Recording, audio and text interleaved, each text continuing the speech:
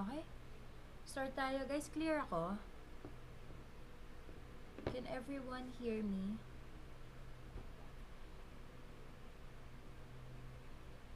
Rinig niyo ba ako? Naku, mamaya hindi Yes. Okay, okay, okay. Alright. Hello. So, ilan na tayo? 44 viewers. Okay, sige, start na tayo, guys. Sorry again dun sa mga nag-antay na supposedly 9 a.m. to, kaso may update yata si Live Studio. Medyo na-late tayo ng very light. But, let's get right to it. Good morning, everyone. Sa mga kakarating lang. Huy, low battery daw siya. Ang dami eksena for today, Ayaw talaga niya magpakabog, Are we good? Are we good? Okay. So, start tayo. Again, guys, kapag nagdi-discuss ako, medyo, if you have some questions there, baka hindi ko siya ma-accommodate. Kasi,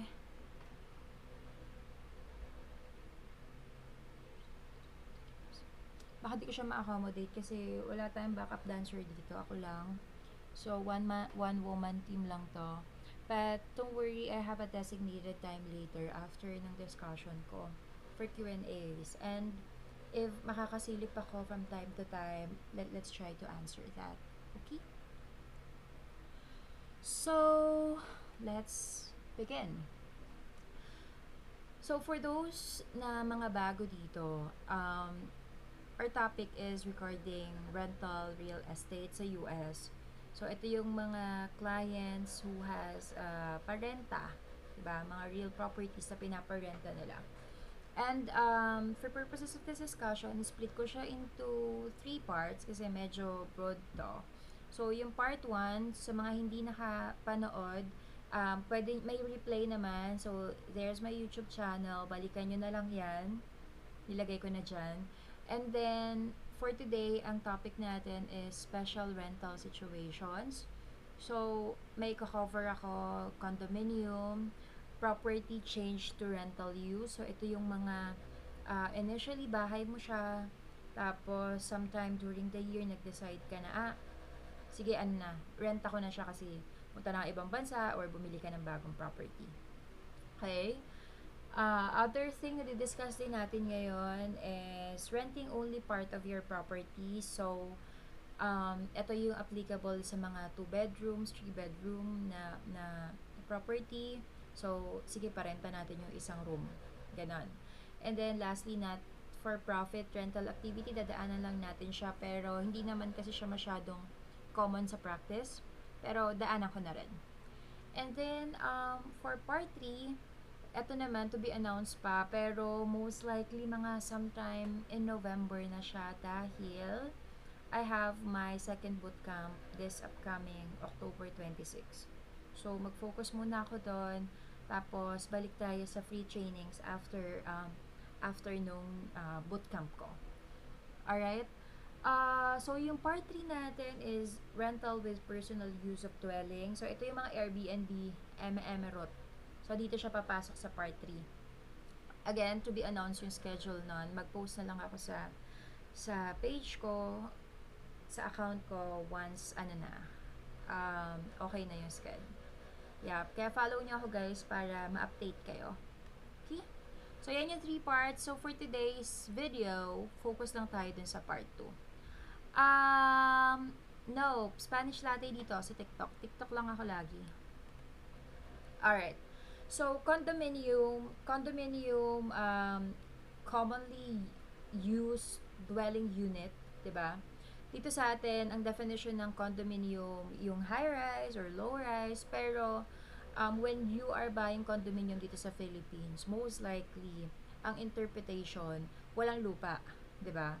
So, yung space lang itself. So, sa US, baka malito kayo kasi sa kanila, kino-cover din, I mean, they are calling it condominium if you are you own a townhouse or a garden apartment. So, kung ganon, townhouse or garden apartment, there are chances na merong lot included there. Alright? Pero, very, naman, konti lang naman, yung definition pa rin naman nila ng condominium is the same as ours. Yun lang, meron silang parang extension to that. So, for some, baka magtaka kayo, uy, bakit, ba't yung property niya, na nakita ko, may land. I mean, yung sa assessed value niya, may land. Eh, di ba, condominium yan. So, baka, siya, townhouse or garden apartment. Okay? Pero okay, malitulit sa atin sa Philippines, as far as I know, correct me if I'm wrong, yung condominium is, yung home lang mismo. Yung building itself lang. Alright. So, very quick lang si condominium kasi same din siya halos nung you are renting a property, diniscuss natin ng part 1. May additional deductions lang. So, una, baka hindi tayo mag-recognize ng land, especially dun sa mga high-rise or mga building setup. And number 2, in addition dun sa mga deductions na na-discuss natin last week, expect na if you are renting out condominium, there are association dues. So, same din. Of course, association dues, yun yung gamit for common maintenance, diba? Repairs, security. So, ganun din. Parang sa atin dito sa Philippines, if you are living in a condominium setup, meron kayong mga association dues na binabayaran. So, yun lang yung pinaka difference nitong condo. So, on top of all of the rental expenses na na-discuss natin last time, expect na meron tayong association dues as an additional expense. Alright? So, short but sweet. Okay, so dito na tayo sa sa exciting part. So, yung second special treatment na ginagawa sa rental is property change to rental use. So, sabi dito, if you are changing your home, diba, or other property for rental use at any time during the year, you must divide the yearly expenses such as taxes, mortgage interest, insurance between rental and personal use. So, dito napapasok yung splitting of expenses. Kaya, very, very crucial to. Ang mga items na kailangan nating tandaan kapag involved yung mga gantong property is, when did you start renting out your property? Kasi, yung date na yun yung magiging date na available for use yung rental property natin. So, na-discuss natin yung available for use last time then, for those na hindi nakanood. So, we'll be using that maraming beses dito sa discussion din natin. Okay? So, ang question ngayon, di ba last time, diniscuss natin ano yung basis kapag you have a rental property. Pero, yung example natin nakaraan, January to December, like, the whole year, wala kang personal use. All of it are for rental purposes. So, ngayon, iba na yung situation. Partly personal, partly rental. So, ang issue na naman natin ngayon, ito na naman ang masakit sa ulo, yung basis. Alright? Magkano yung i-record nating cost ng building or land for depreciation purposes nung building. So, sabi dito, basis of property change to rental use, the basis for depreciation will be the lesser of the fair market value or adjusted basis on the date of conversion. So, we have to check on that, yung word lesser. So, kung sino yung mas mababa, fair market value or adjusted basis. Whichever is lower, yun yung magiging basis natin for depreciation ng building. So, para dun sa mga bago, dun sa mga walang idea, ano ba yung adjusted basis, ano ba yung fair market value. So, kumuha tayo ng definition sa IRS. So, for US tax purposes, ito po yung definition ng fair market value. And in general naman, ito rin naman yun. So, when we say fair market value, ito yung price of which the property would be willing, diba, hand in hand, buyer, seller, kahit hindi nyo bibilin, pero magkano siya sa market at the moment. So, yun yung definition na market value. And if hindi siya available, yung isa pang definition natin to simplify the FMV or the fair market value is, kunwari, yung katabi mong bahay, parehas na parehas kayo, like, row house kayo, pare-parehas kayo ng itsura ng bahay, and then they are selling it out for 2 million. Then, that will be the fair market value at that moment kung magkano yung sales of that similar property. Okay? So, medyo walang definite like amount kasi ano siya it's a matter of magkano nyo mako-close yung deal. But somewhere dun sa range na yun yung magiging fair market value mo. Okay? Fair market value, common siya, nagagamit siya kahit dito sa atin, nagagamit siya sa pagba-value ng mga properties dito. Baka lang yung adjusted basis, ito lang yung medyo bago sa inyo. So, last time, diniscuss natin ano yung basis, 'di ba? So, basis, ayun yung cost kung magkano mo na-acquire yung property. Pero dito sa may change of use from personal to rental, ang gagamitin natin is hindi lang basis, kundi adjusted basis. Alright? So, if it's a simple rental activity, no personal use, again, ang magiging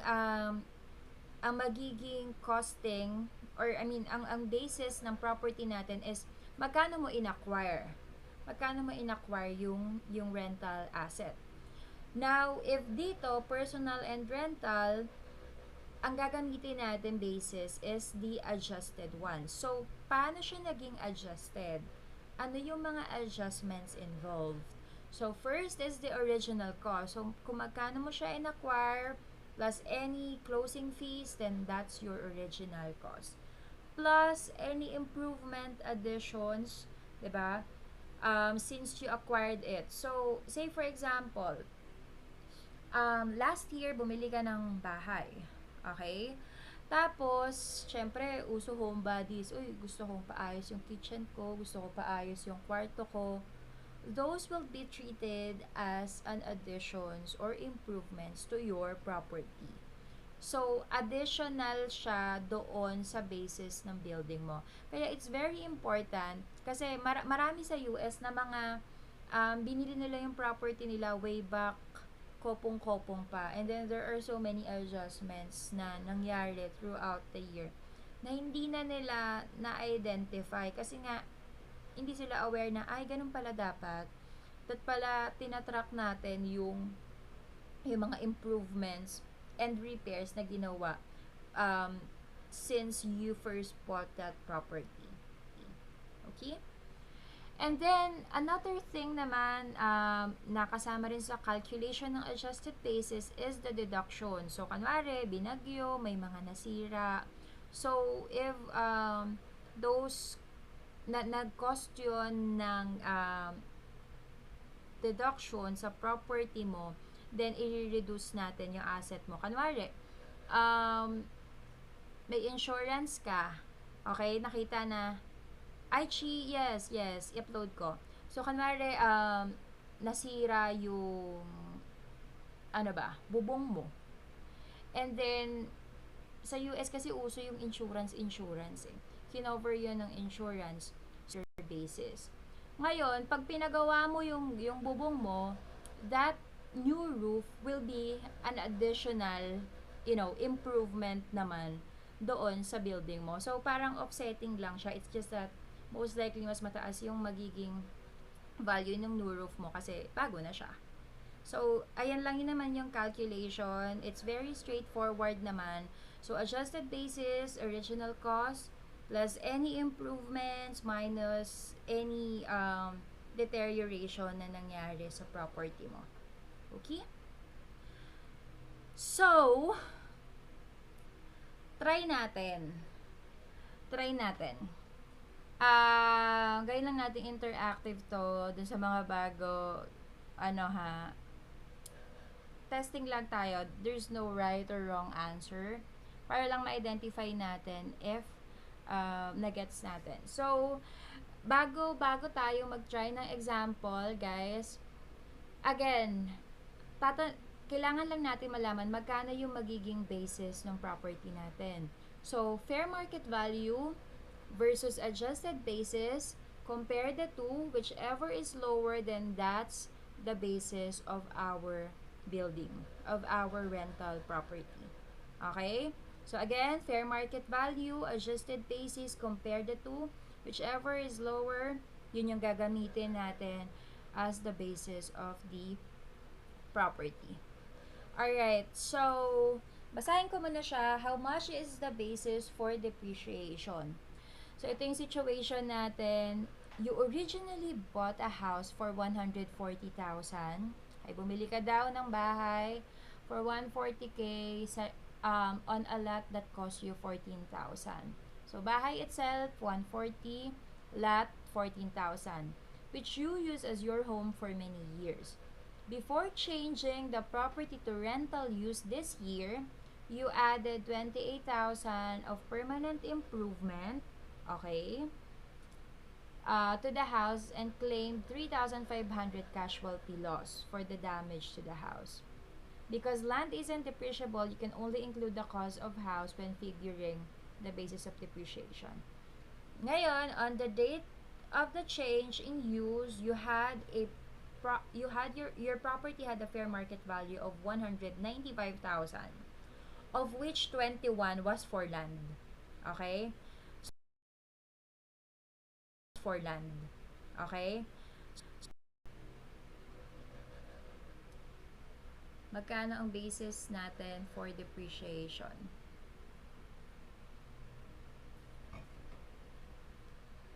Guys, ito yung mga bagay na hindi kino-compute ng tax system. So, you have to know kung magkano yung cost na ilalagay mo sa software. Alright? Kasi it's a hit or miss thing. If nakalimutan mong idagdag yung 28,000 do sa cost ng building mo, that means you are losing the depreciation expense to that 28K. So guys, if you have your answers, please drop it there. Magkano yung basis natin for depreciation? Oh, may answer na si Spanish Latte. Alright, let's put it there. Let's put it there lang muna. Balikan natin. Okay, si Roof. Another answer, 164,500. Yung iba, guys, try lang natin para, alam mo yun, na-idea ka na kung paano. May 2 answers na tayo. Pag math to, nakakatulog talaga tayo, no? Yung iba, ano muna, nail cutter muna ako, nag-compute sila. Iba, tanggal mo na split ends dyan, eh, no?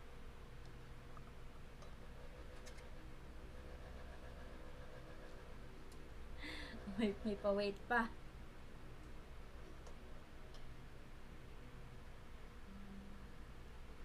Parehas sila nag-usap na sila.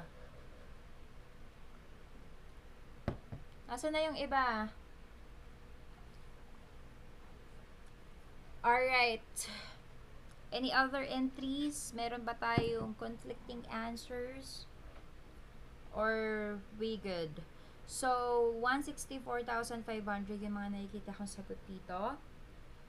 Okay na tayo. Try lang po. Baka bumalik sigla sa accounting. Sarah, to be announced pa. Chi, 165.5. Okay. So, si Burger naman, 140. Chi, 164.5 po. Typo. Okay, sige. So, let's go. So, yung answer natin is 164,500. Kasi si adjusted basis natin, it's 140. Again, hindi natin sinasama yung land sa pag-compute ng basis ng building. Kasi ang question is, magkano yung mga magiging basis mo for depreciation? We all know na si land is non-depreciable. So, for the adjusted basis, it's 140 plus 28 na improvement minus 35 na losses. So, that's 164. 500. However, yung FMB naman ng building natin, sabi 195,000, of which 21,000 is for the land. So, yung FMB ng building mo alone is 174k. So, 164.5 versus 174k, whichever is lower, then that will be the basis of our building for depreciation. Okay? So, thank you for participating. Next training to be announced pa po kasi I have an upcoming bootcamp sa October 26. So, I'll focus muna there para sa mga students ko. And then, after nun, I'll be announcing na when will be the next training, yung free session natin. Okay? So, dalawa na-discuss natin guys ha. Na-discuss na natin yung condo, na-discuss na natin yung change from personal to rental. We have another thing. So, ito na yung pangatlo. Renting part of your property. So, sabi dito, if you rent part of your property, you must divide certain expenses between the part of the property used for rental and that of personal. Okay? As though you actually have two separate pieces of property. Nagre-reflux ako. Okay? So, ayun naman yung inarte nitong isa na to. Parang, okay. Hindi natin hinati yung months or days in a year. Ang hinati naman natin yung bahay. So, gets nyo yung distinction ng dalawa? Yung kanina, renting it from personal use, pumunta siya sa rental. Ngayon naman, part ng home is rental, part ng home is personal. So, ang hinati natin is yung bahay itself. Ito naman yung rental period during the year. I mean, yung una natin discuss. So, ang question naman natin dito is how to divide the expenses. Diba? So, ang most commonly used, guys, na method to divide the expenses is number 1, number of rooms in your home. So, if you have 2-bedroom rental property, then 50-50, right? You have 4, then 25% each room. Another thing, if walang kwarto, kunwari, 1 bedroom ka lang, and then kailangan mo talaga ng pera, give up mo yung room mo, sige, parenta ko yung room ko, sa sofa na lang ako matutulog. So, if ganun naman yung situation, then it's wise to use the square footage method. Alright? So, again, 2 methods na ginagamit, number of rooms, second is square footage of your home. However, ito may note lang tayo dito it may be reasonable to divide the cost of some items, example, water, electricity, based on the number of people using them.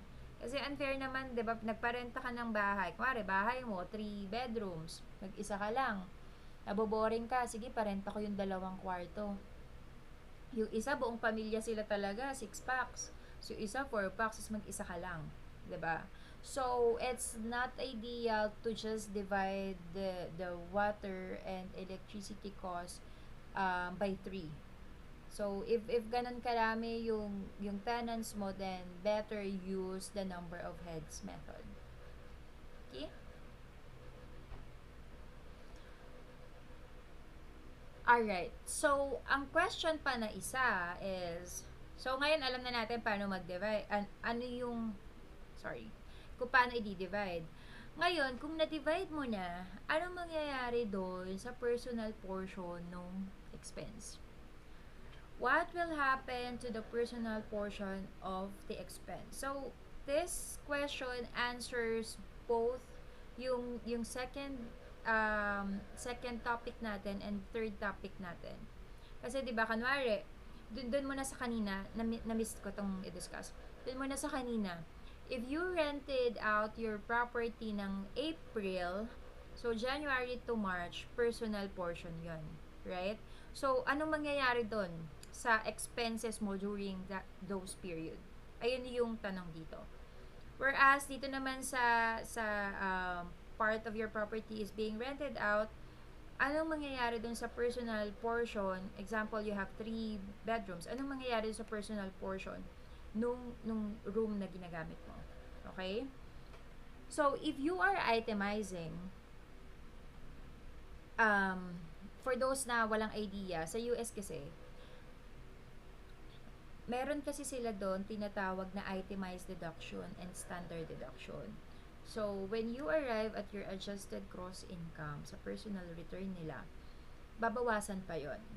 Hindi natin siya kasi ginagamit dito sa Philippines kasi um, simula nung nagka-train law, ang naging tax treatment is that first 250,000 na sahod mo, 'di ba, will be exempted from tax. Any amount in excess of that 250k, ayun yung masasubject sa tax bracket. So sa US hindi. Hindi ganoon ka-simplified siya. So unang-una, etong rental business nila, nire-report siya sa personal tax return nung individual. Especially if normal citizen ka lang. Na, okay, sige, parenta ko lang siya. Pero, of course, iba yung magiging treatment if, like, you have a corporation with rental property. So, that's a different story. Pero dito lang sa example natin, individual lang who is renting out properties. Yan lang siya. So, dalawa, either you itemize or standard deduction. Ngayon, magkakaroon lang ng sense yung personal portion of your expenses dito if mas malaki yung itemized deduction mo as compared to standard deduction. So, say for example, itemize mo nasa 12,000 lang. Tapos, ang standard deduction kasi for single is 13,850. So, dead mo na si itemize, 'di ba? I-grab mo na yung standard deduction kasi that will give you a greater that will help you lower down your taxable income. Katulad din po ba dito ng itemized sa Philippine taxation? Alam ko ang itemized dito sa atin, Spanish, is more of sa business treatment, Divine. Sa personal kasi natin dito sa Pinas, hindi na siya applicable. But that was 6 years ago nung nag-last practice ako sa Philippine tax. Hindi ko alam if meron na bang naging update sa personal tax, pero yeah, based lang sa nare-recall ko, first 250k is exempted from taxation. So going back, if you're itemizing, you can take the personal portion of mortgage interest and real property tax as itemized deduction on Schedule A. So, guys, when we say Schedule A, ito yung schedule na gamit sa US for itemized deduction. So, nakalista doon, and mga common items for itemized deduction is number 1, medical expense, alright, medical and dental. Number 2, state taxes, sales tax, real property tax, personal property tax. Third is mortgage interest. So, again ha, yung interest lang. Hindi kasama yung principal ng mortgage mo. Yung principal payment. And then, another thing is charitable contribution. So, those are the commonly used itemized deductions. There are some pa, may mga gambling losses pa, pero yung mga nabanggit ko, those are the commonly used itemized deductions sa individual tax return nila sa US. Okay? Now, if you are taking standard deduction, you cannot take personal portion as a deduction in any other manner. So, kung nag-standard ka na, tapos nagbabayad ka ng mortgage interest, you can no longer take the portion of your mortgage interest as a deduction on your return. Kasi doon ka na sa mas beneficial. Otherwise, kung gusto mo talaga i-push, hindi, go talaga ako dyan. Gamitin natin yung itemize ko, gamitin natin yung mortgage interest ko. Regardless kung mas mababa yan, o edi sige, gamitin mo. Pwede naman. Pwede mo naman i-force itemize. Yun nga lang, if you are being smart, hindi mo gagawin yun. Kasi hindi ka bibigyan ng benefit nun, right? So, dun tayo sa kung sino yung magbibigay sa atin ng lower taxable income. Okay? And lastly is not rented for profit. So, ito naman is yung mga, parang yung bahay mo, you are living on it. No intention of renting it out, pero nakapag-generate siya ng income to you. Kunwari, example lang, yung bahay mo biglang ginamit for shooting. 'Di ba? Uy, gamitin namin yung bahay mo for shooting. Isang araw lang. So, in those cases, of course, may bayad yun, may fee yun. So, if ganun, mga one-time deal lang or hobby lang, there's no need for you to report it under Schedule E. Kasi hindi mo naman intention talaga na magkaroon ng rental business. So, kung ganun yung situation na hindi, you are not really renting it para sa long-term profit, then you just need to report it as other income lang. Okay? So, Schedule 1, other income lang. If you itemize your deduction, if you itemize your deduction, you can include your mortgage interest and real property 100%. Okay? Kasi, if ganun yung mangyayari, kanwari may nagrenta sa'yo na shooting, gamitin namin yung bahay mo for shooting. Ang mangyayari nun is that you just have to report the income with no corresponding expenses. Okay? Kasi one-time deal lang siya eh. Pag nag-take ka na ng mga expenses dyan, di parang naging business mo na siya. Unless yun yung mangyayari. Like, yun, gagamitin na lagi yung bahay mo. Pero if hindi ganun, just report it as outright income, and then yung mga deductions, you cannot claim it, pero yung mortgage interest and real property, you can take it as an itemized deduction, 100%. Okay? So, presumption of profit. So, kung nalilito ka na, ano ba, nagre-rental business ba ako? Or trip-trip ko lang to? Or ano ba tong ginagawa ko? So, like, if you really don't establish, like, sige, magpaparenta ako, gagawin ko tong rental business. If hindi ganun yung mindset mo from the beginning, then, kailan mo masasabi na meron ka ng rental business? Okay?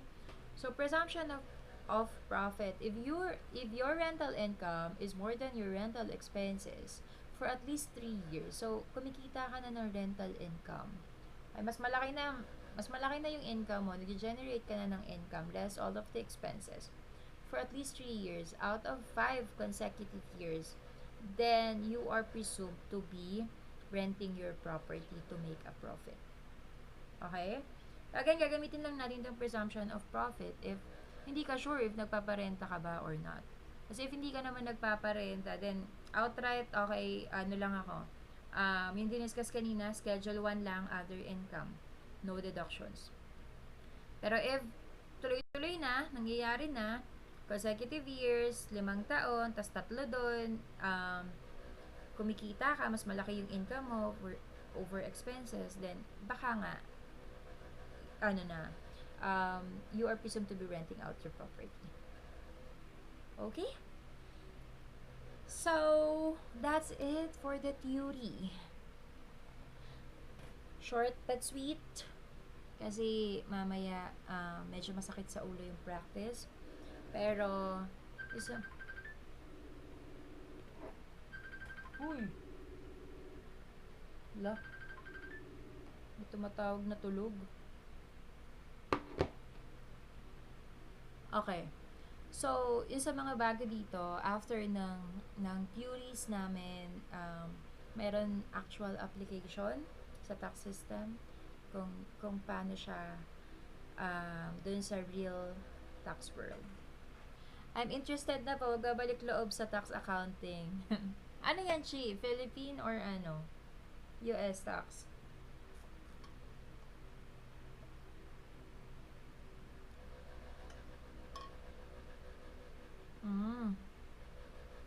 PH.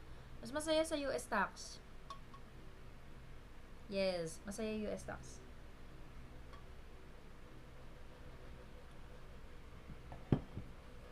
Alright, so let's put to learning into practice.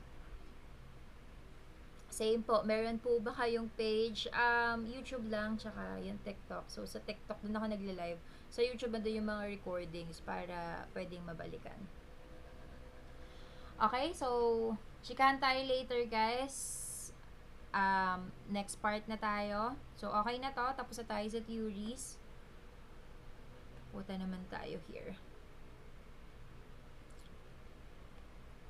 Wait lang ha. May gagawin lang ako. Kasi, hindi nyo ako makikita. Click ko na ito. Yes.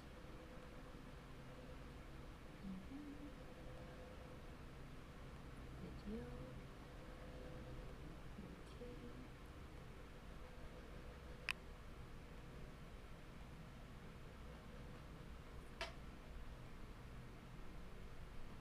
Ang dali ah.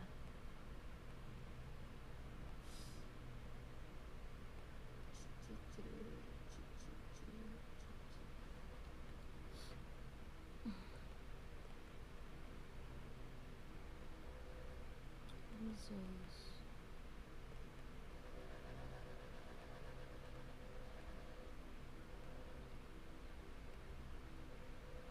Okay, kita ba guys? Kita ba tong Excel sheet? Lipat ko dito sa kabila to. Ay!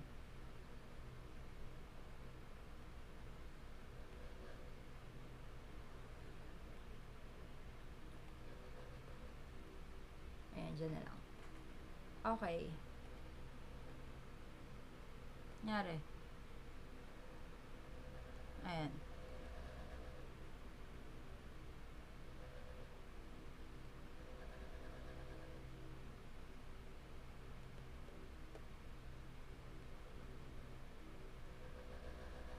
Okay, okay. So, ito na. Practice na tayo.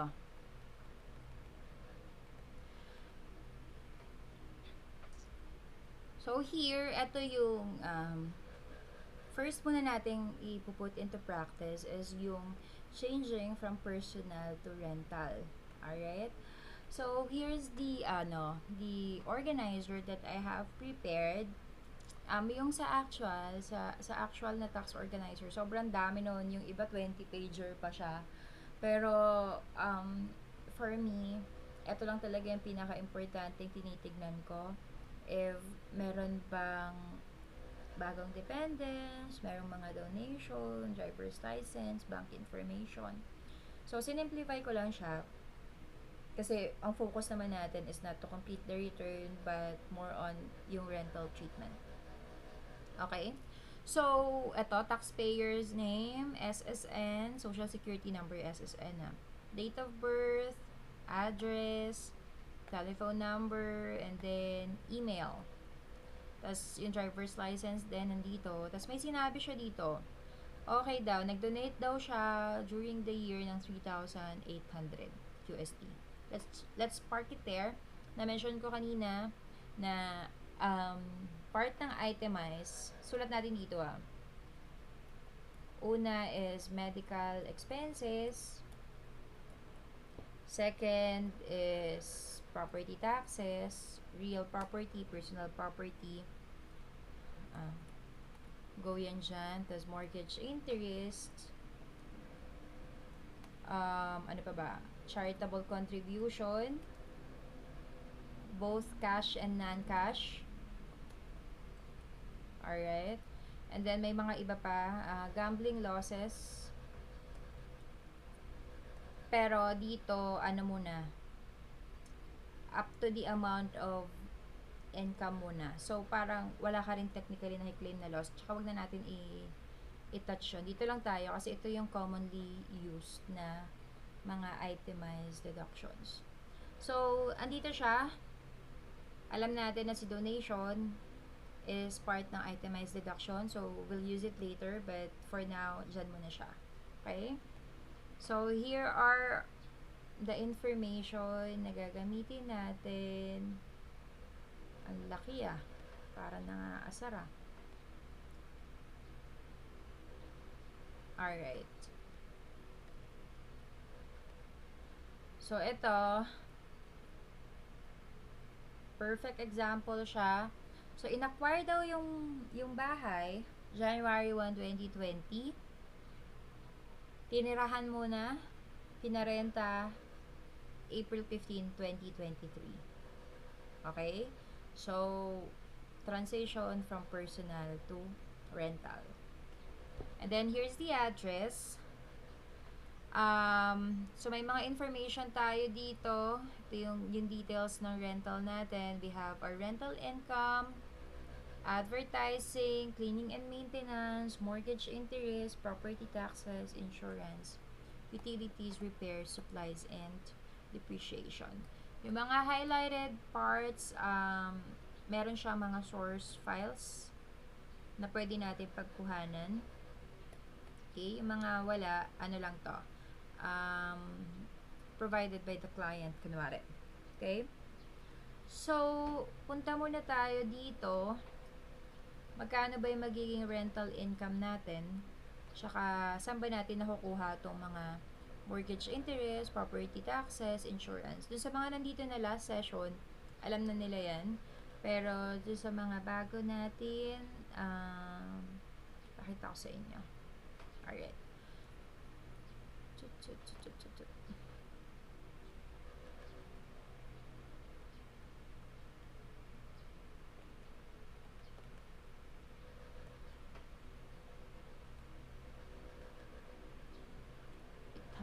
Okay.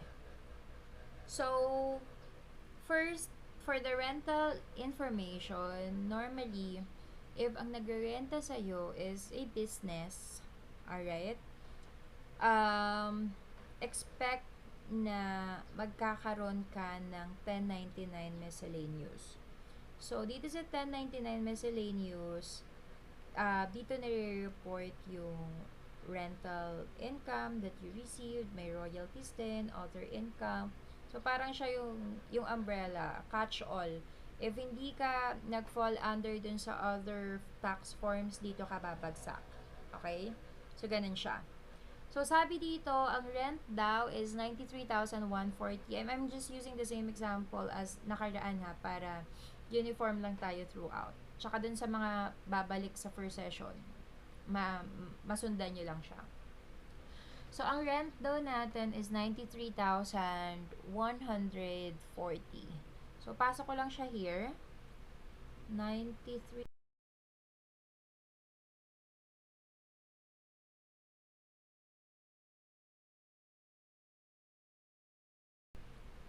$93,140. Wait lang ha. Okay? So, again, galing yan doon sa 1099 miscellaneous. Ngayon, mortgage, property, and property taxes and insurance, saan naman galing yan? Saan naman namin pwedeng makita yung mga information na hinighlight mo? So, you can see it here. Yan. So, Form 1098, Mortgage Interest Statement. Ito yung binibigay ng mga financing company sa inyo if nangutang kayo para ma-finance yung home loan nyo. Okay? So, nandito yung information ng mortgage interest received from the borrower. So, kailangan nating information dito is itong nandito sa box 1. 19,243.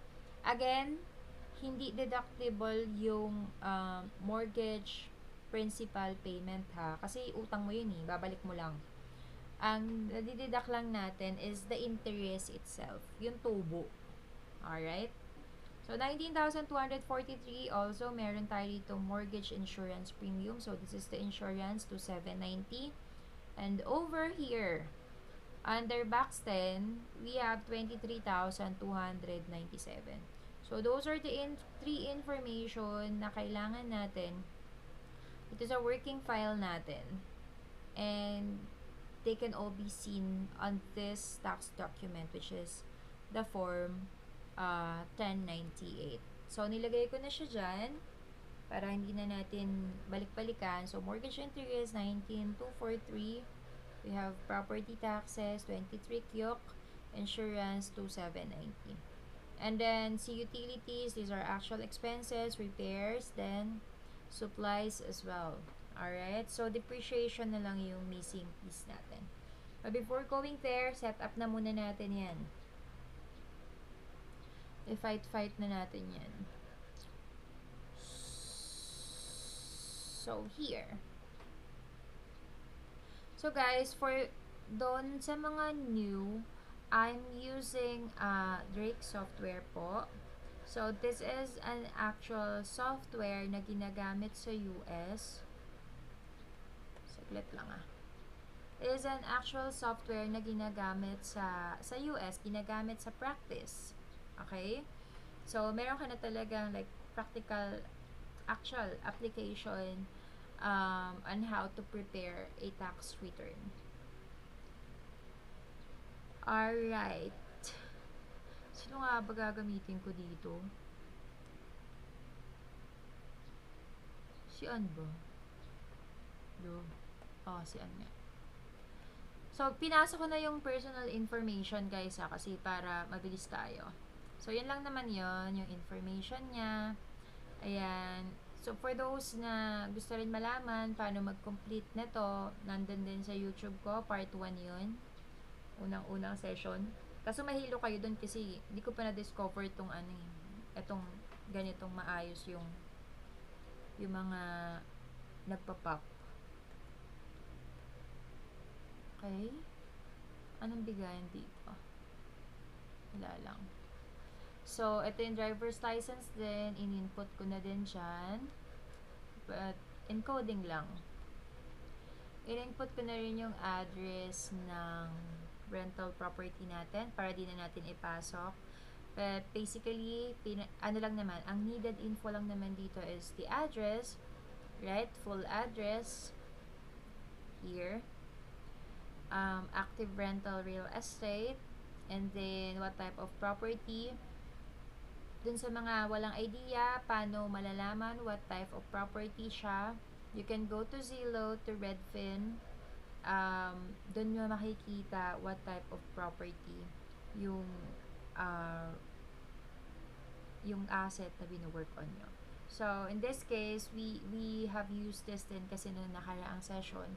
So, it's a single family residence. And then, meron lang ibang information dito na chinek natin. So, property placed in service during 2023. Check yan sa atin. Other thing is, it's a main home or second home. So, check yan sa atin. Kasi sinabi naman kanina na they were initially using it as their home. Diba yan? So, okay na. Ito rin. This activity is a trade or business. So, tayo dyan. Now, ito na yung exciting part mo. So, need natin malaman fair rental days. Ilang araw mo pinarenta versus ilang araw yung personal use days. So, if we will count January to count na lang natin yung time na pinarent natin siya. If you will count from April 15, 2023 up until December 31, ang total number of days po nun is 260 days. Na-search ko na yung kanina. So, 260 days yung total number of days. So, it means, ayun yung fair rental days natin. Okay? And, yung personal use days mo is yun naman yung days na ginamit mo siya as your home. So, 365 lang minus 260. So, we have 105 there. Alright? So, gagamitin lang natin to guys if ginamit mo siya as for personal use muna and then you rented it out later on. Iba yung scenario if you acquired the property ng June and then you started renting it out. So, there's no personal use days doon. Parang rental mo na siya lahat agad. So, ilan yun? 183 days something. Ganun. So, with 0 personal use days. Kasi you cannot count it as your personal if hindi mo pa pagmamayari yung property. Okay. So, since we already have the information, labas ko lang dito sa akin ha. Wait lang. Okay, okay. Ako na mag-i-input. So, una is yung 1099 miscellaneous. Alright. So, ipinakita nating tax form kanina. Labas natin yan dyan. Tapos, i-complete natin to. I have it on my end dito sa kabilang side. Pero sundan nyo lang paano ko siya i-complete dito sa Drake software. So, if you are completing, again guys, dito lang siya ha. Close ko muna to. Dito siya, 1099 miscellaneous. And, hindi ka malilito kasi nakikita mo if what type of source documents yung wino-work on mo. So, di ba ito, 1099 MISC, tas dito sa Drake nakalagay din 1099 MISC. So, may guide ka. Alam mo na okay, yun yung field para doon. Alright? So, I'm going to complete it. Panoorin nyo lang dyan kung paano siya ginagawa. Pero, encoding lang. So, first thing, wag kakalimutan, you have to identify saan siya magpo-flow through. So, kanina yung diniscuss kong not-for-profit na rent property. So, kung ganun yung situation, ito lang yun, 1040 Schedule 1, Line 8 of other income. If other income. Diba? Yun yung sinasabi dun kanina. So, ibig sabihin, hindi siya magpo-flow through doon sa Schedule E mo, which is rental businesses. Diretso lang siya as your other income, not business income. Not rental income. Okay. So, sa scenario natin, since we are certain na si taxpayer is renting out or property for rental purposes talaga, for business purposes, then we have to select this. Schedule E, Supplemental Income and Loss. So, dun sa mga wala pang idea, bakit Schedule E, diniscuss din siya dun sa part 1, but rental properties is reported under Schedule E po sa tax return. Okay, select ko na yan. And then, isa lang naman yung wino-work on natin. So, multi-form code 1. So, if you have multiple rentals, and then you have multiple 1099 miscellaneous, ito, magbabago to. If kanwari 1099 miscellaneous is for the second property na in-input mo, then place 2. Pero since we only have one property, so 1 lang yan. Okay, pasok ko lang to saglit. 2, 4, 1, 3, 5, 6, 7, 9, 1. Ayan, nandiyan na siya. Kasi nagamit na namin siya nakaraan. So, how much? 93,140. Okay. So, that's it. Pinasok na natin. Close ko na yan. Now, pagbalik mo dito, uy, wala naman dyan. Hindi naman nag-flow through. Paano yun? Siyempre, calculate muna natin siya. So, pagka-calculate natin, and we go to the actual forms, makikita natin here, hindi niya yata nakikita. Lumipat siya sa kabila.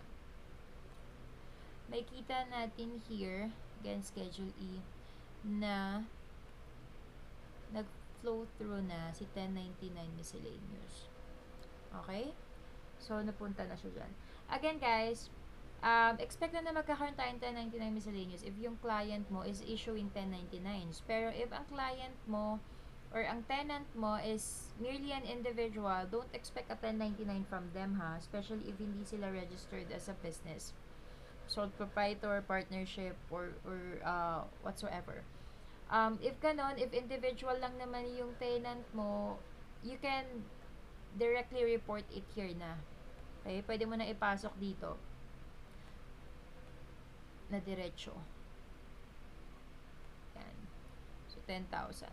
Magiging 103K yun kasi nag-ano ako nag-manual ako dito. Okay? Naging 103Q siya. So, ganun siya, ha? If wala kang 1099, then directly report it here under Schedule E. So, let's go now to the deductions. Nandiyan pa ba kayo? Nandiyan pa. May viewers pa naman ako. Kala ko nawala na kayo eh. Alright. So, let's go to the deductions. First is the advertising. Para makahanap ng tenant, nagbayad ng advertising.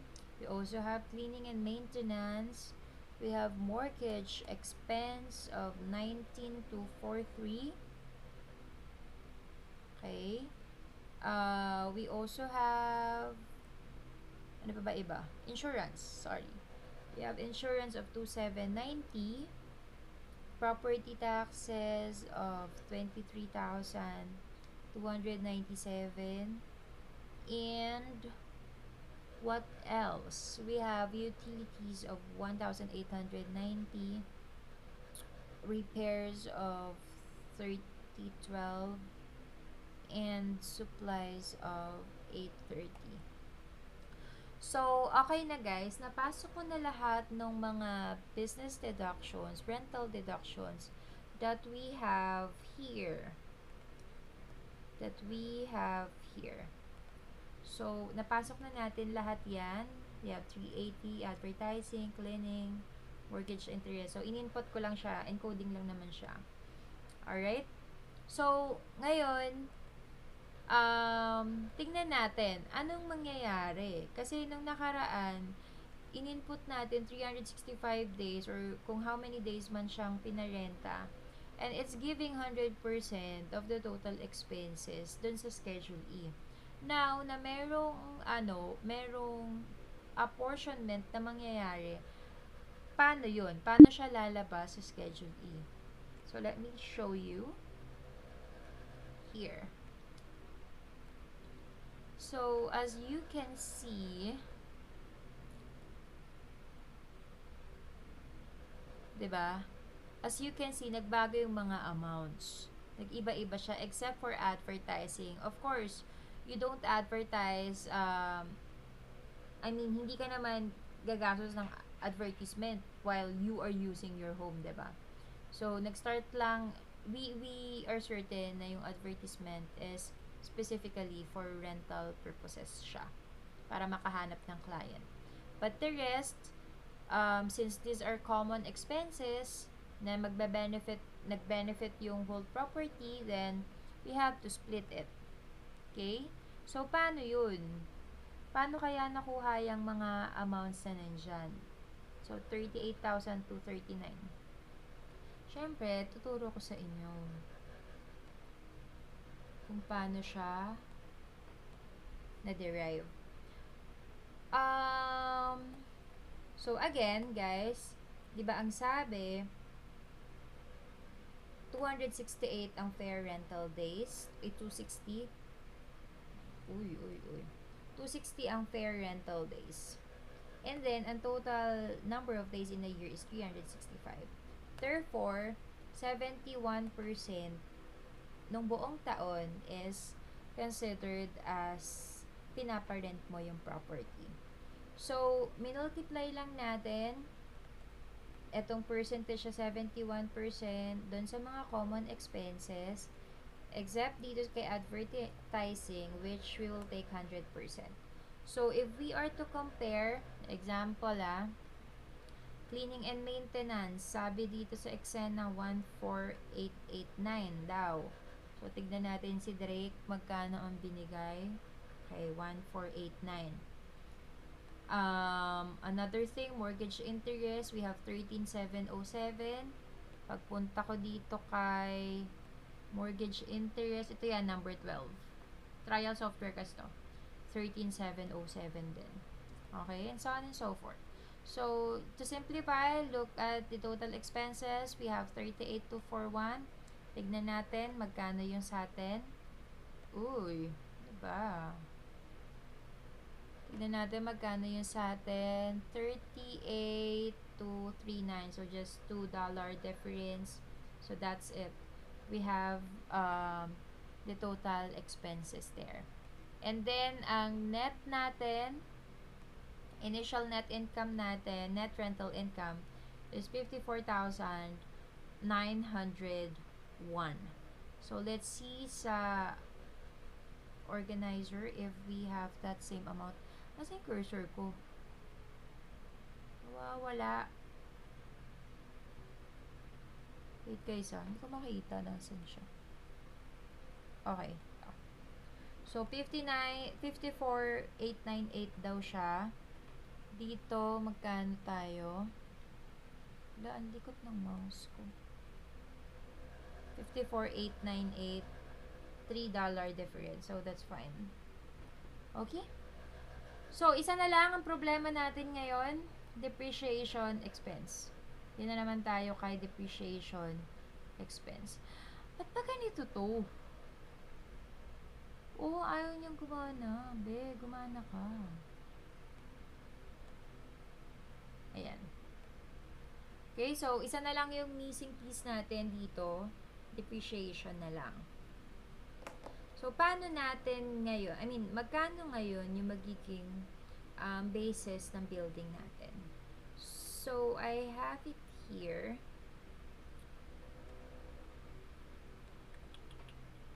Let's move it to the other side of the universe para makita ko siya. Okay. So, game. Here are the facts na gagamitin natin. Nandiyan pa ba kayo, guys? Hindi ko kasi hindi naka-up yung live 43 pa rin kayo, hindi kayo nabawasan. Perfect. Ay.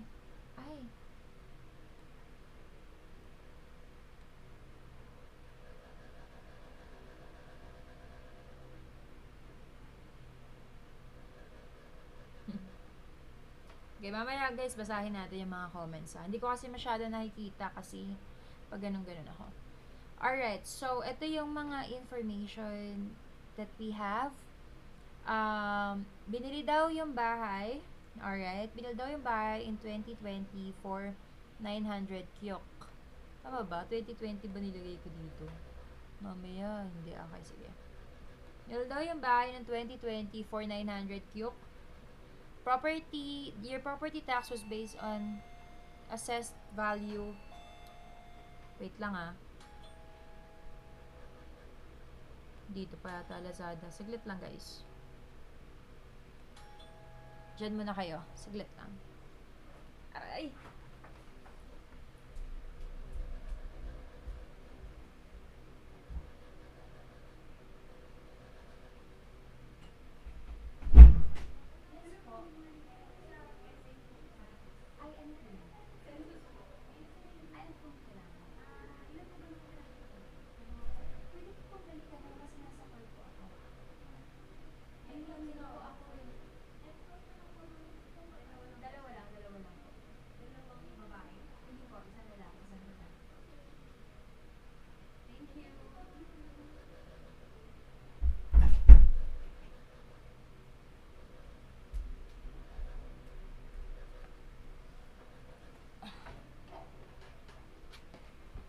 Census pa pala. Okay. So, going back. PSA. Kumatok ang PSA. May ganun pa pala. Sana ba ako? Nawala tuloy ako. Okay, sige. Game. So, ang sabi dito, your property tax was based on assessed value of 7K for land and 200 for the house. So, binigay na in-split na. Before changing it to rental property, you added several improvements to the house. You figure your adjusted basis as follows. So, in addition to 900K, ito daw yung costing natin. 900K mo binili yung bahay. Of course, na nasa lupa, yung home itself is 700,000, whereas yung land is 200K. So, that's 900,000. Then, before renting it out, before deciding to rent it out, nagkaroon ka ng few improvements. So, nag-remodel ka ng kitchen for 76K, recreation room for 23K, new roof 31K, and then patio and deck for 43. So, total improvements mo or total additions mo is 173,000. Now, so, your adjusted basis, wala naman sinabi na nagkaroon ng sira or losses or theft. So, ang total adjusted basis natin is your house, joke lang, dapat pala 700k lang to. Your house for 700,000, ayan na. And then, your improvements of 173 kyuk. So, total adjusted basis natin is 873k. Saglit lang ha. Sabi na eh. Wait lang, palitan ko lang to. Nasama kasi yun lang. Okay.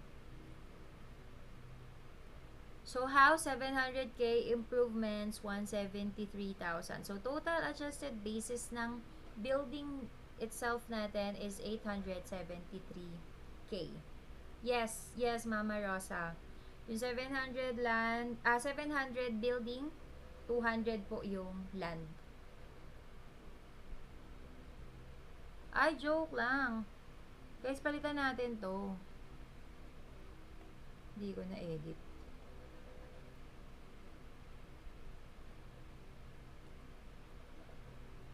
Ayan. Okay na? Yes, Spanish lagay ko siya sa YouTube. Antok ka na ba?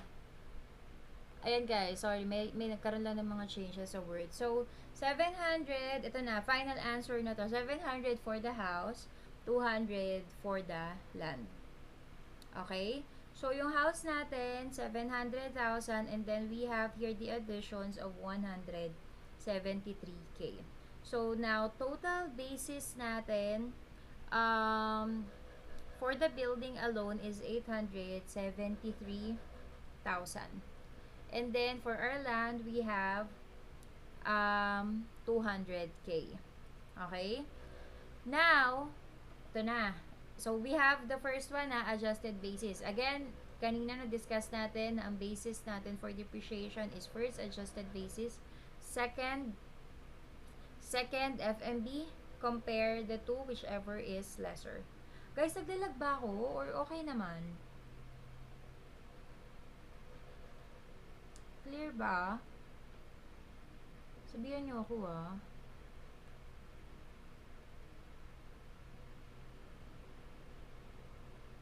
Okay, sige. Kanina medyo. Perfect. So, okay na tayo sa adjusted basis. Doon naman tayo sa pangalawa, fair market value. So, sabi dito, on April 15 daw, nung change mo yung home mo into rental property, yung fair market value is 1,500,000.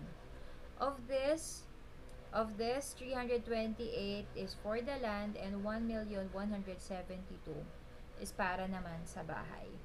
So, if we are to compare it, whichever is lower, si fair market value 1,172, si adjusted basis 873, then we are going to use the adjusted basis in this case.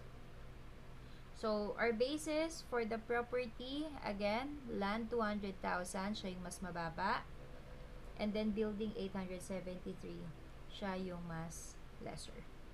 So, yes, I'm going to upload it para sa mga new students mabalikan. Dahil sakit na mata ko.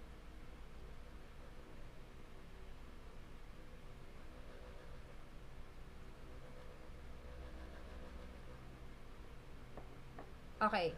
So, good sa tayo. Meron na tayong basis of the property. Ipasok na natin siya kay Drake.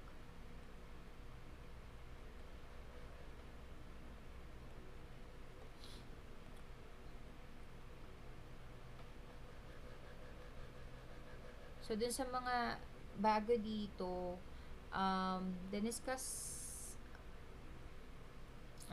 makikita nyo ito sa part 1 sa mga manonood. Kung paano siya mag-work. But, yeah, ganito siya. So, of course, first thing is kailangan muna identify natin saang tax form siya or schedule mo siya ipapasok.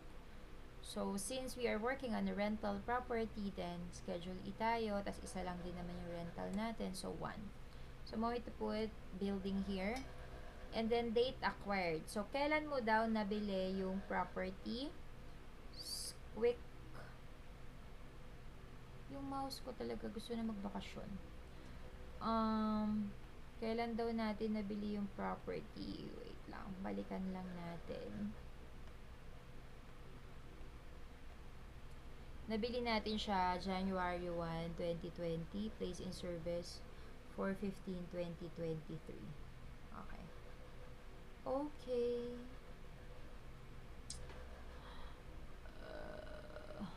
Ang daming ano ngayon, nangyayaring hindi ko maintindihan ba't nangyayari. Okay. So, na-acquire siya 2020. Yung cost natin, magkano nga ang cost natin? 873. Cost natin is 873,000 and then 200 for the land. 873. So, ito, lagay ko lang dito kung magkano. Cost basis, 873. And then, for the land is 200,000. Here. Pwede mo siyang isulat as a separate asset, pero pwede mo rin naman siya ilagay dito para hindi mo na siya i-input. Napupunta na lang siya sa schedule of assets mo. Alright, so meron tayong kailangan dito sa taas. So again, 1245, this is related to moving assets, personal properties. Whereas 1250, ito naman yung mga real properties. Alright, land, buildings. And then, for rental assets, ang depreciation po, if residential rental, ang depreciation niya po, useful life niya is 27.5 years. Whereas, if you are renting out a commercial property, the useful life is 39 years. So, since we are just talking about residential rental, so we will be using 27.5. Magka-calculate pa rin yung depreciation expense even if di natin ilagay itong life dito. Kaso, nagkakaroon siya ng diagnostic sa notes. So, lagay natin yan dyan. Ang isang bagay dito na wag nating ma-miss is ito. Date placed in service. If different than the date acquired. So, na-place lang siya into service for rental use starting 4/15/2023. Okay? So, yun Pero if, if there's no transition naman na, okay, tirahan ko muna, tapos tsaka ko parenta. If walang ganon, kung binili mo talaga yung property for purposes na, okay, paparenta ko to, there's no need to put any date here. Doon na lang sa taas agad. Okay? So, we are good. I think. Diyan na. Andiyan na yung building price. Tignan na lang natin yung land. Ba't wala dyan yung land? Pag generate natin yung schedule, mag-auto-calculate na siya dyan. Diba yan? So, ayan na yung land. Wala naman bearing yung land guys kasi it will not give you any deduction dahil non-depreciable siya. So, ang concern lang natin is si building. Ngayon, but business percentage, 71.23 lang. Again, it's because yan, naparenta lang natin siya ng 260 days over 365 days. So, how much is the depreciation? 16,019. Pasa ko ha. 16,019 daw. Dito na siya. Ayan. Perfect. So, next year, since buo ka na, whole year mo nang pinarenta, expect na mas malaki yung magiging depreciation expense mo. So, for those bookkeepers, normally po, di ba, hinihingi nyo normally yung, kwentuhan mo na saglit, hinihingi nyo normally yung depreciation expense from your tax accountants. So, may mga cases minsan na busy sila, ganyan. Tapos, may kopya ka nung prior year tax return. So, guys, pwede nyo kasi makita doon yung depreciation expense. Ito naman, para lang doon sa mga walang idea kung sa ano pa yung other ways para makita nila yung depreciation expense. Kasi, kanwari, yun na lang yung inaantay natin na information, tapos na yung books, i-close ko na yung books, pero ang tagal ng tax accountant nyo, di ba? So, you can refer doon po sa prior year return nyo, tapos makikita nyo to, next year depreciation method, depreciation worksheet. So, if there's no new additional assets for the year, then most likely this will give you just the right amount of depreciation dun sa current year na wino-work on mo. Alright? So, nandito siya. So, first one, ito yung for this current year. Tas yung next page niya is yung next year depreciation worksheet. Okay?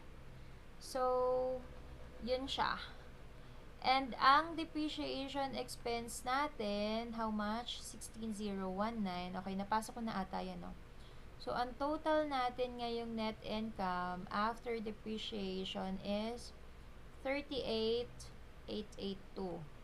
Tingnan ba natin kung tama o papaya tayo nito. Alright, so we have 38,879. $3 off, that's fine, totally fine. Hanggang $10 sila normally merong acceptable sa kanila.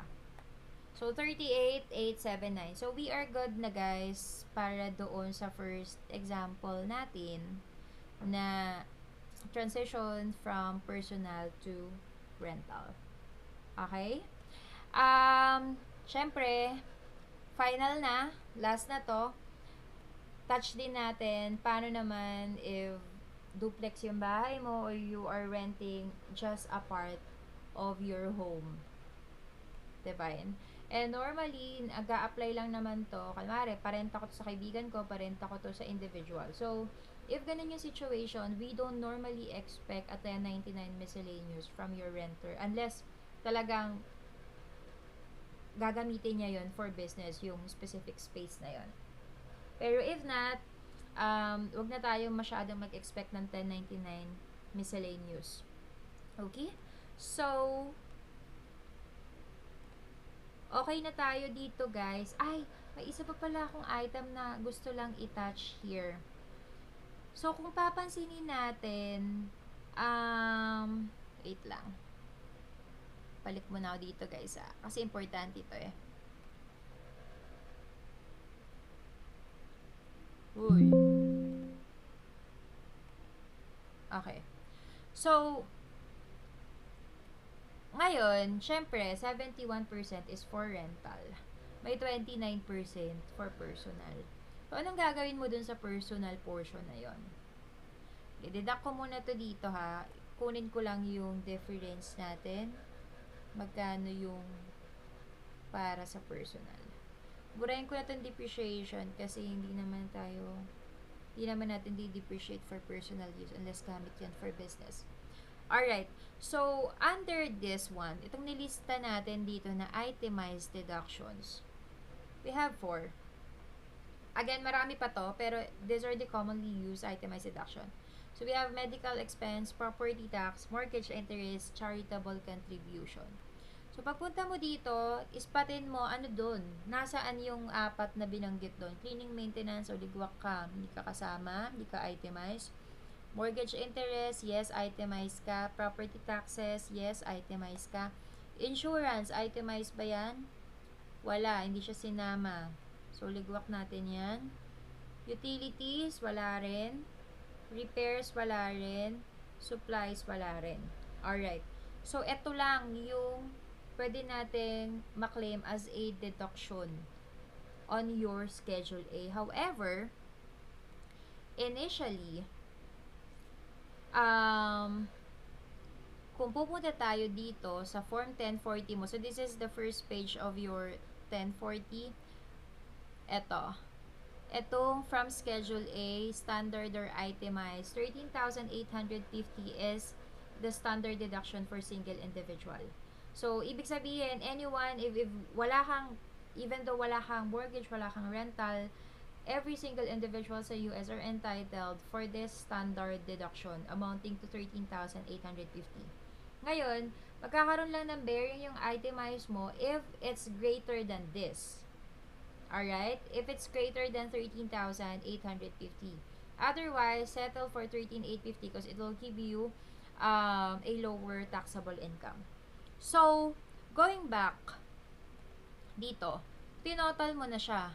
Uy, 12,237 lang. So, X, kasi mas mataas yung 13,850. However, di ba kanina, nag-start tayo, meron tayo dito nilagay na donation amounting to 3,800. So, part siya ng itemized deduction. Ipasok natin ang beshi mo. So, dito po yung itemized deduction. So, you no longer need to put this home mortgage interest, real property, real estate taxes, kasi magpo-flow na yan automatically dyan. So, lagay ko lang dito na taxpayer to. Tapos here, gifts by cash or check. So, magkano? 3,800. So, now we are good. If dadagdagan ko ng 3,800, etong deductions ko, magkano na tayo? We are 16,037, which is greater than the 13,850 itemized deductions. So, instead of, meron pa pala tayong state and local taxes. Guys, this state and local taxes, may separate schedule yan, wherein you can see paano na-compute, pero ano siya, per state level siya. So, iba-iba yung amount na pwede ibigay sa inyo per state level. So, kung nasa Michigan ka, nasa California ka, iba-iba ang eksena. So, since nasa Cali tayo, so 774 daw. Pasok ko rin siya dito, para lang bongga ka. So, 774. So, 16,811.53. Tignan natin kung yun nga.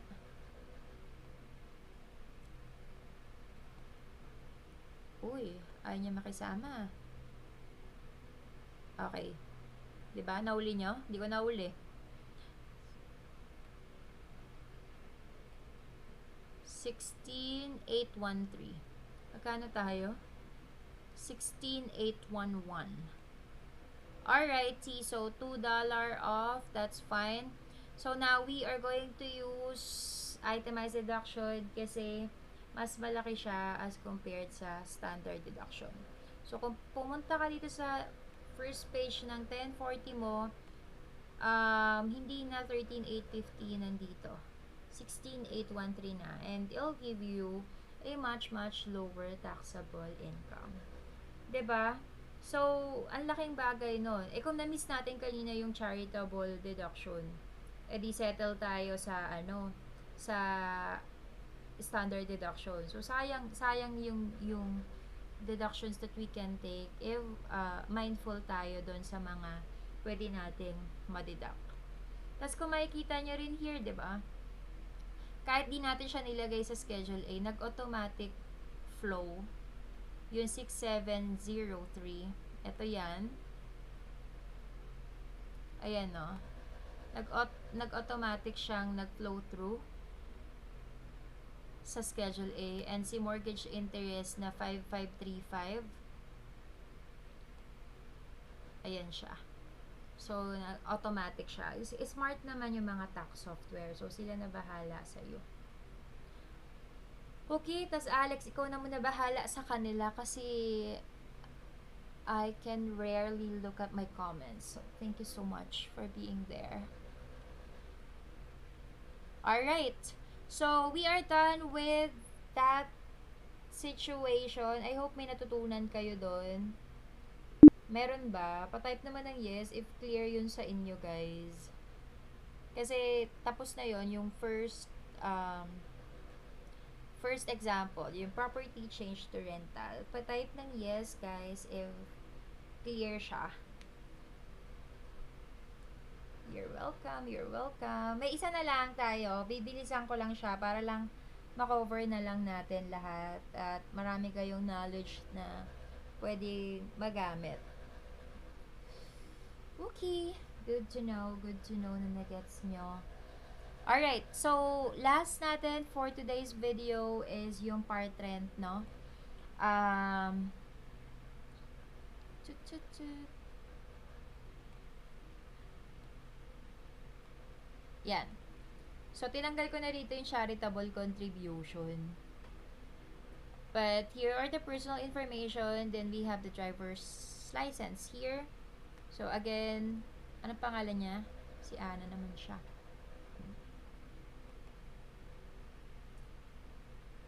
Open ko siya, ha? Diyan ako nag-open. Alright, so nasagutan ko na po yung personal info, yung driver's license information. Pinasok ko na rin yung details ng rental, pero blank lang muna to. So, ayan yung tatrabahuhin natin. Depreciation natin, nag-note po ako dito. Here. So, note. For newcomers, guys, note, we'll be using the basis used in part 1 of the discussion. So, if you are, if naku-curious kayo, paano na-compute tong land at building na to, alright, nasa part 1 po siya. Detailed po doon yung process na ginawa namin kung paano kami nag-derive dito sa cost ng building at land. But for purposes of this discussion, we will be using it na. Hindi ko na siya para i-discuss ulit. Balikan nyo na lang yung part 1. Okay, para mabilis tayo. So, we have 726,506 and land 173,494. So, pinasok ko na yata siya dito agad. There. So, 726,506 and then for land 173,494. Ganun din. So, Schedule E. Alright. And then, multiform code 1 kasi isa lang asset natin. Then, building natin, inacquire January 1, 2020. Balikan nga muna natin details.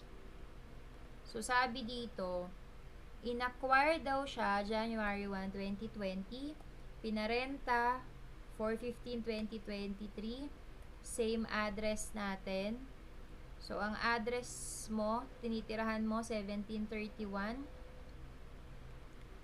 Pinarenta mo 1731. So, ibig sabihin, same property pinag-uusapan natin. Unlike here sa example kanina, new address mo 29 kasi nag-move out ka nga para iparenta. And then, yung rental property mo, ang address is 1731. So, be mindful sa mga ganon na, parehas yung niya, yung address niya, tapos parehas din yung rental asset niya, yung address ng rental property niya. So, baka pwede nating i-conclude or pwede tayong mag-assume na baka part ng home niya, pinaparenta niya to someone. 'Di ba? So, ganun. Pero it's always safe to ask. Alright? Tanongin lagi natin.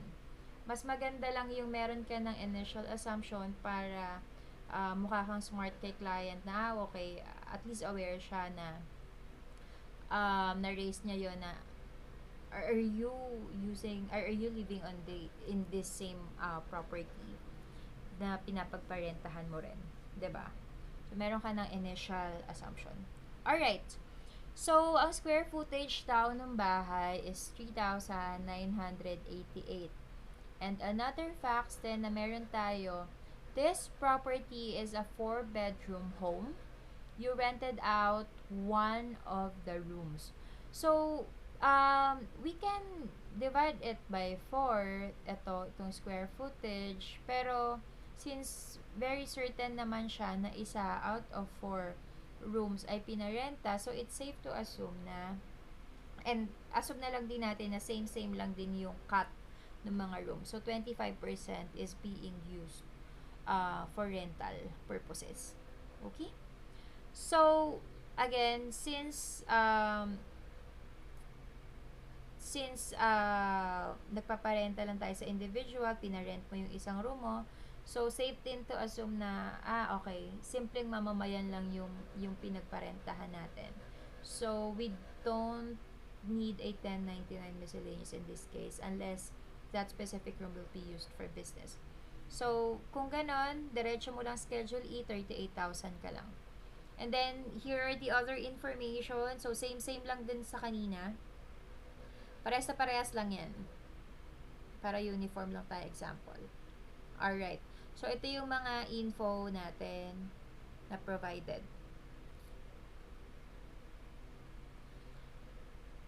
Okay. So, ipasok natin. Ano bang ganap?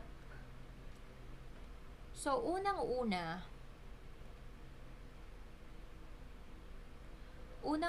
mong kailangan tignan dito is that fair rental days.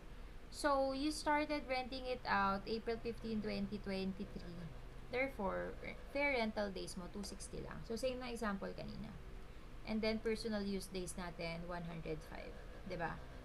Tapos, ang rental income mo, magkano nga? 38K. So, pasok ko si 38,000 dyan. 38,000. So, ito yung exciting part dito sa ganitong scenario. Ito if the property is a multi-occupancy unit, like a duplex, echo, stop. So, like a duplex, enter the percentage of the unit occupied by the taxpayer. So, importante yun guys huwag ka malito. Ang hinahanap dito sa field na to is yung percentage na inoccupy ng taxpayer. Hindi inoccupy ng renter mo. So, occupied by taxpayer, going back here, if 1 out of 4 rooms has been occupied by your renter, therefore, 75% po ang occupied ni taxpayer. So, that will give you 100%. So, ilalagay mo dito 75. Again, guys not 25. Basahin natin. Taxpayer or spouse occupancy percentage. So, 75% po tayo. Next thing that we need to do is pasok natin yung mga expenses. So, dito may pakinabang na tong expenses attributable to entire property. So, if naglagay tayo rito ng percentage, magkakaroon na ng silbi tong column na to. May ganap sila dyan. Alright? So, paano yan? Pasok ko muna advertising. Wait lang. Lalabas ko lang ito dito sa kabila. Para i-complete ko lang siya. Okay. So, malalaman nyo rin ano ba yung mga expenses na directly for business lang. Kasi, wala siyang field dito na parang general expense siya. So, advertising natin, 380. We also have cleaning and maintenance. Of course, cleaning and maintenance, di naman pwedeng nagpalinis ka yung yung isang unit lang, tapos maalikabok yung 3/4 ng bahay mo.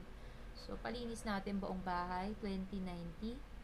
Mortgage interest mo, of course, nung umutang ka sa financing company, inutang mo, niloan mo yung buong bahay. 'Di ba? Para ma-acquire mo yung buong bahay. Hindi para ma-acquire mo lang yung bedroom number 1. So, that entire mortgage interest na makikita sa Form 1098 should be placed here para ma-allocate siya later on. Magkano to? 19,243. And then, we also have insurance. Of course, pag nagpa-insure ka, hindi mo pwede sabihin na, uy, insure mo lang yung 1/4 lang. Hayaan mo na yung bahay namin masunog. Yung isa lang, yung may tenant lang yung iligtas mo. 'Di ba? So, we have to put to 790 here. And then, of course, property taxes. So, a milyar, again, same idea. We don't just pay for, ano lang, 1/4 lang. We pay the property taxes for the entire property. Okay. So, okay na ako sa advertising, cleaning and maintenance, mortgage, property taxes, insurance. Next, we have utilities. So, of course, si utilities, tubig, kuryente, general expense yan. Hindi naman pwedeng, putulan mo na ako ng tubig. Unless may specific Unless specific na may sariling metro. Kumari, di ba uso sa atin yan, may submeter. So, if may sariling metro ka, dito ka ilalagay sa expenses attributable to rental unit. Pero if it's a common expense, dito natin siya ilalagay. Alright? Next, repairs. Okay, so nagpa-repair ka. Kumari, nasira yung bubong. Siyempre, damay mo yung bubong ng tenant mo. At lastly is supplies.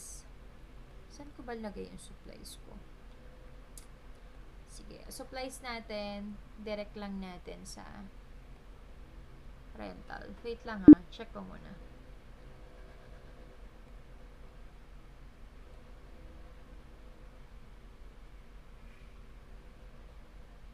Hindi rin. Ina-assume niya pa rin na common. May tatry lang ako.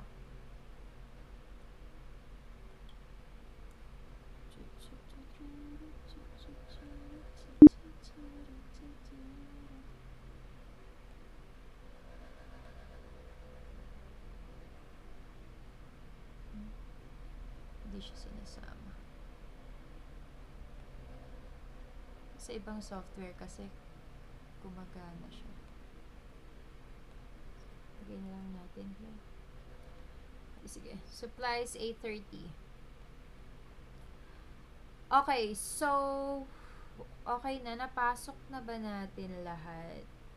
380, 2090, 19243, 23297, 2790, utilities 1890, repairs 3012, supplies 830. So we are good.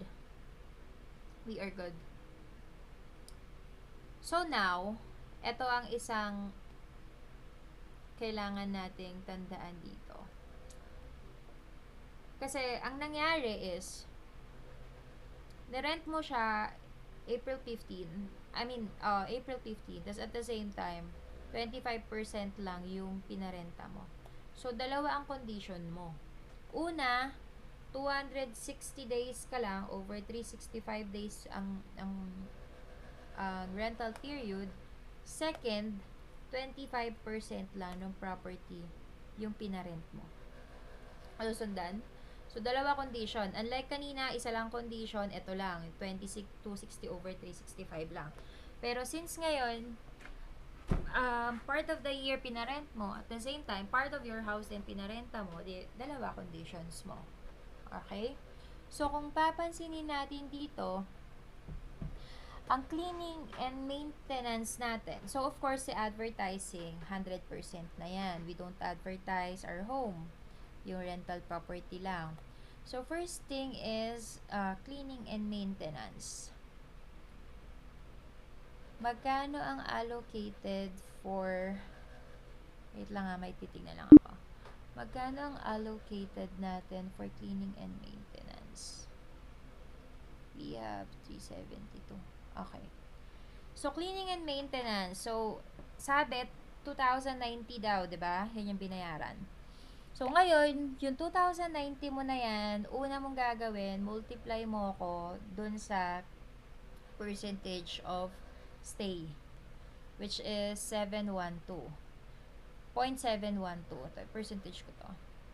At the same time,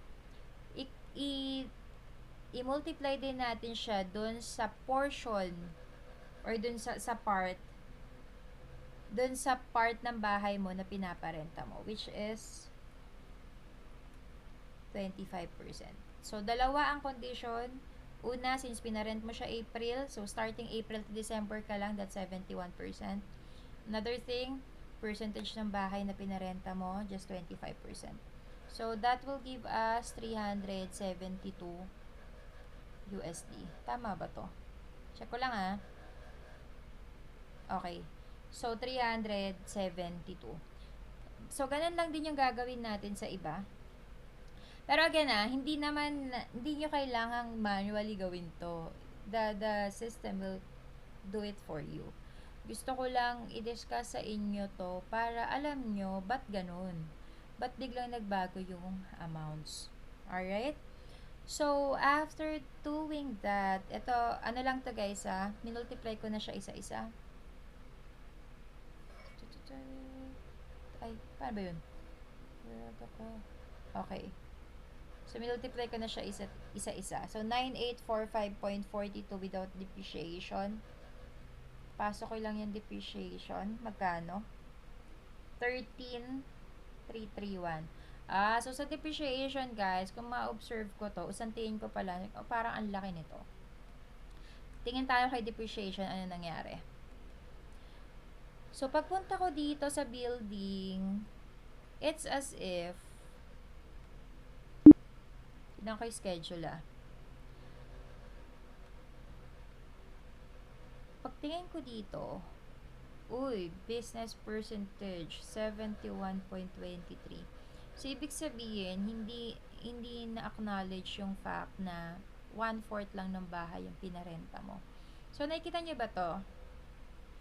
Business percentage use.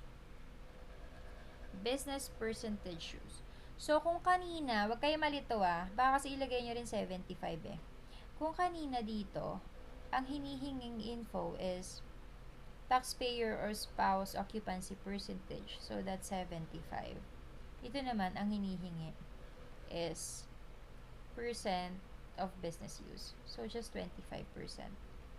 Okay? So, after mo nun, tinype mo na yung 25 doon, then, let's expect na bababa na yung depreciation expense natin. Pero next year, don't worry, malaki-laki ng konti kasi full year na siya, 25% ng full year. Alright, so, how much yun? Magkano nga yun, be? 4679. 4679 ka, be. 4679. Alright, so total expenses daw natin 14,524. Tignan ko magkano yung net rental income ko. 23,475.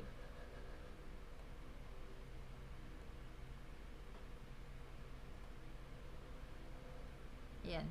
Ayaw na naman niya magpahuli, Papansin to, Ayan, 23,479. So, $4, that's fine. Totally fine. Okay? So, another thing na kailangan mong tignan dito is si Schedule A mo.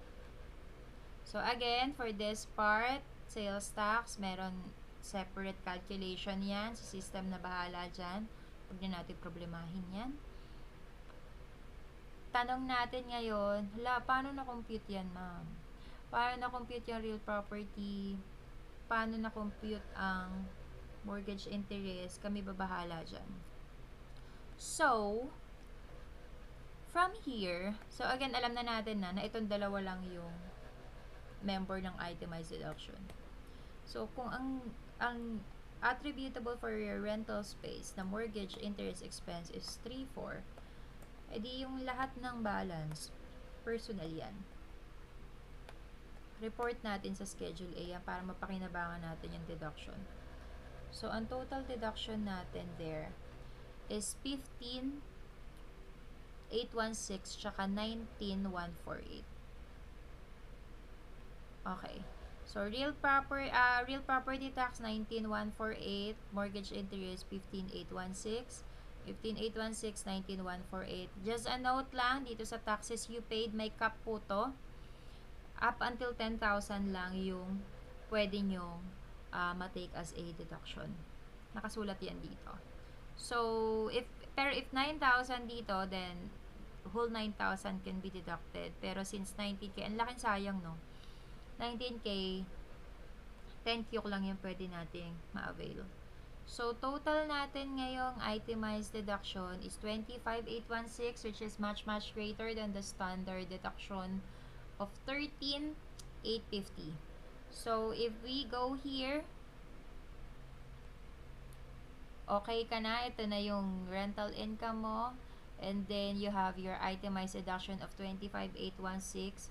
Ang taxable income natin is 0 lang. Again, we don't have a negative taxable income. It's either positive or 0. Okay? So, kung ganyan lang, mas ang laki ng itemize mo, then, ligtas ka. Diba? Ligtas ka from paying taxes. Wala kang tax day. O 0 ka dyan. Sino ka dyan? Alright? So, last thing na titignan nyo na lang is, baka naman may mga diagnostics ka pa dyan. Wala naman. Clear naman na tayo. So, ayun na siya, guys. I hope may natutunan tayo for today. Pero, that's about it. Saglit lang, ha. Ayun na siya. So, ang dami niya ng nalalaman, ha. Masyado na kayo maraming nalalaman. Wait. Q&A tayo. Madami bang questions? Hindi ko masyadong makita, Lex. Q&A po. Baka may mga tanong kayo dyan.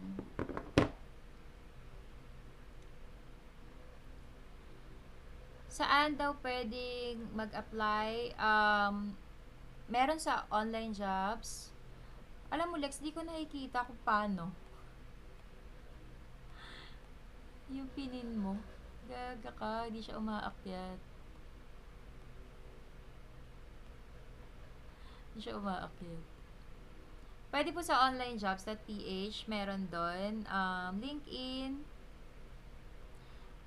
Madami naman. Indeed din, or kaya BPO po, mga BPO companies. Pwede po ba mag-deduct ng withheld pag refundable ka sa isang company? Anong withheld pag refundable ka sa isang company? Hindi ko na-gets yung question. Pwede po ba mag-deduct ng withheld pag refundable ka sa isang company? Gaga ka, naalog yung utak ko dyan. Hindi ko na kailangan ng puzzle dyan.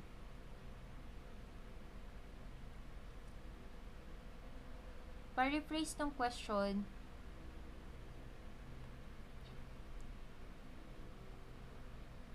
Ano pa? Sino pa dyan ang ibang may mga tanong? Nagets mo ba yun, Lex? Hindi ko nagets kasi yung tanong eh. Yan lang din. Hindi ko nasagot kanina. So nasagot mo na lahat. Thank you so much. So, Q&A session tayo, guys. Sino pa may mga tanong dyan? Sumakit ba ulo nyo? Sabado na lang, no? Pahinga na sana. Sumakit pa yung ulo. Papansin ako eh.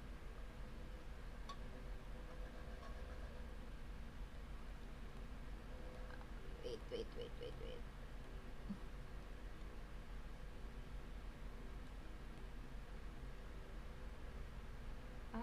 I know. Okay, video capture lang para may mag-usap tayo. So guys, may mga tanong ba kayo?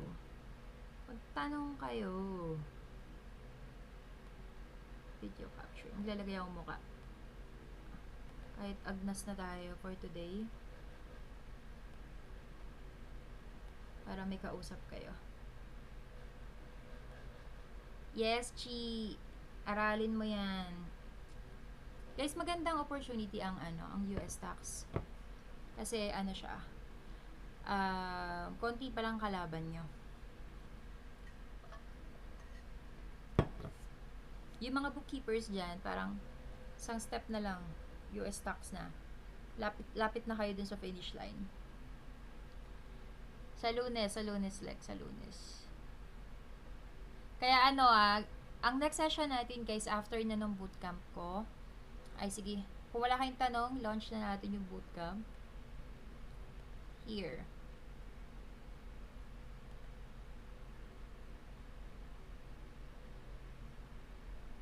If you purchase a property and receive a hood one, how will you get the cost basis for depreciation? Yung cost basis niya po is yung purchase price plus yung closing fees. And then, ang next question mo is paano mo split ang building and land. Na-discuss ko po siya dun sa part 1. Lalag ba ako? Nandun siya sa part 1. Sino siya? Sino nga to? Sino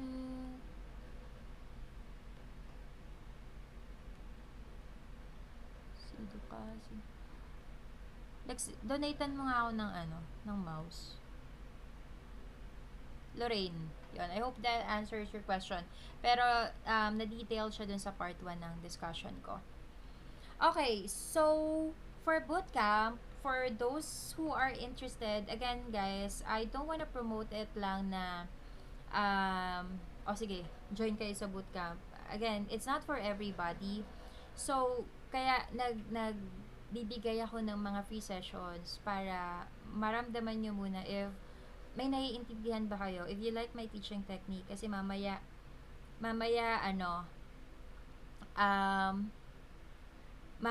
hindi nyo pala siya nagigets. So that's why I'm also providing free sessions for everyone's consumption. Pero meron din akong US Tax Bootcamp. So ito naman yung program dun sa mga gusto talagang mag-US tax, like every details of it, kasi syempre madami pang ibang topics na tinatouch si US tax na hindi natin na-discuss. So parang ito more on overview lang. I would say 70-80% of my knowledge is here already, pero with the bootcamp, yun yung mga fillers. So 25% nandun halos na lahat ng kakailangan ninyo. So, anong coverage ng bootcamp ko? Introduction to US tax, lahat ng US tax forms that you will need para ma-familiarize yung self mo and kung paano siya gagamitin sa tax return. Medyo madami yon. And then, another thing is Schedule C. So, nagkaroon na ako ng overview ng Schedule C nung second session ko, but that's just very quick. Marami pang mga items din na matatouch dun sa Schedule C. Schedule E, medyo jam-pack yung Schedule E. And, ang swerte niya kasi sobrang detailed ng nagiging discussion natin dito for rentals. However, there are other items pa rin na hindi ko na matatouch here dahil super technical siya. Pero nasa bootcamp yon, like the real estate professional, loss limits, things like that. So, doon ko na siya ipapasok. After ng rental, another thing then nasa bootcamp is I'm going to teach you how to prepare a partnership tax return beginning to end. Partnership tax return beginning to end. And then, S-corporation. So, how to prepare an S-corp beginning to end as well. Tapos, yung mga bookkeepers here din, na hindi, di ba parang pagka-tax season na, sometimes you have to like record, you have to make sure na match yung books versus sa returns. So, yun yung normally nakikita naming lapses there. I'm going to teach you then how to do book the tax adjustments para readily available na for your tax accountants or para sa inyo rin na alam nyo na paano mag-adjust ng books for para maging tax ready na siya. So, for registration, for those, this is very cheap lang guys, lang siya, pangkape lang. That whole course will only cost you 999 pesos. So, very cheap lang, and then grabbing information that you can get there. And sa inyo siya, I mean, you can go back to it whenever you want. Though I'm still working on the entire course, but yeah, I'll make that available for you guys. Para lang may mababalikan kayo every time. And then, hindi siya ganito na, okay, 2 hours, upload ko 2 hours. No. Split ko siya per topic, so you will know kapag may hahanapin kayong topic, alam nyo kung anong video yung i-view nyo. Alright? So, for those who are interested, guys, you can follow me sa YouTube channel ko. Nandun din yung mga replays. Alright? And then, there's this link dun sa taas na forms, eme. So, just click on that and then it will direct you sa registration form. If you can't find it, then send me a message sa TikTok and then I will send you the reg form. Pero, yung YouTube channel ko ba, Ana Dakotanan. Yan. Nag-refer din po kayo sa client